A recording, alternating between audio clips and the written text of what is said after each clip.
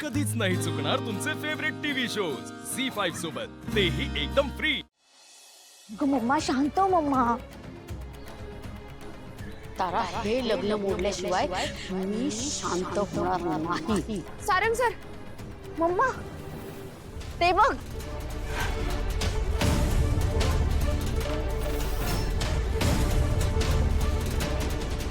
तुम्ही इथे काय झालं? अहो इथे एक महत्वाचं काम होतं म्हणून आले होते।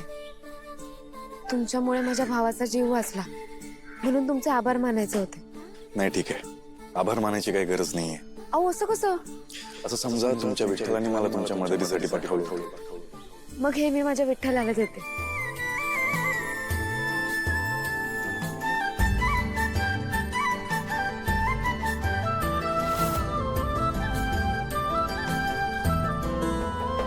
घ्या ना।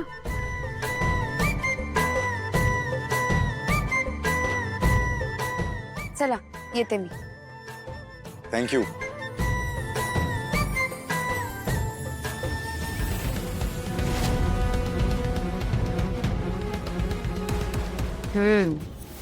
आता हे लग्न कसं मोडत नाही ते बघतेच मी। कशाला बोलत सही? सांगते 2 मिनिटं थांबस। मग जगन्नाथजींनी फायनल केलंय। बर, मग काय प्रश्नच नाही, चांगलाच असणार। सारंग एकदा बघून घे ना। तू पाहिलेस ना, झालं ना मग। एक्सक्यूज मी ब्रो,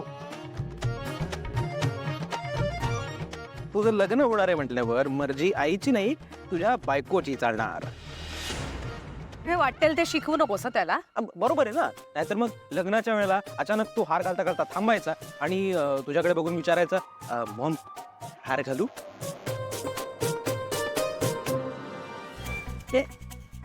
मी आईच्या मर्जीने वागलो तर तुला काय प्रॉब्लेम आहे? हा, तू आणि मी या जगात आईमुळे आलो। टेक्निकली गब्बस। हे बघ, मी आईच्या मर्जीनुसार वागणार, ठीक आहे? आणि तू पण जरा ऐकत जा आईचं। दादा, आपण याचं काय करायचंय?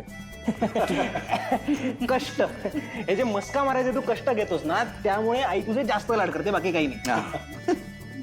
चला, म्हणजे या हेवन पॅलेस मध्ये सारंगच्या स्वर्गीय वैवाहिक आयुष्याला सुरुवात होणार आहे। अच्छा, म्हणजे हॉलचं फायनल झालं? क्या बात आहे। हा, चला आता कामं डिवाइड करून घेऊया। ऑब्विसली आणि महत्वाचं म्हणजे या सगळ्यामध्ये आपल्या बिझनेस कडे दुर्लक्ष होता कामा नये। वेल नील, आज आपल्याला लग्नाचे आणि बाकी इव्हेंटचे आउटफिट फायनल करायचे। बाकी केटरिंग, फ्लावर डेकोरेशन, इतर गोष्टींचं सगळं मी सॉर्ट आउट करेन। So everybody please be at home. Good. बरं, अस्मीला या सगळ्याची कल्पना दिलीयस का? दिले, त्याने सकाळीच फोन केलाय ब्रह्ममुहूर्तावर। हो काय रे? झी5 ॲप डाउनलोड करा आणि पहा सर्व एपिसोड्स एकदम फ्री।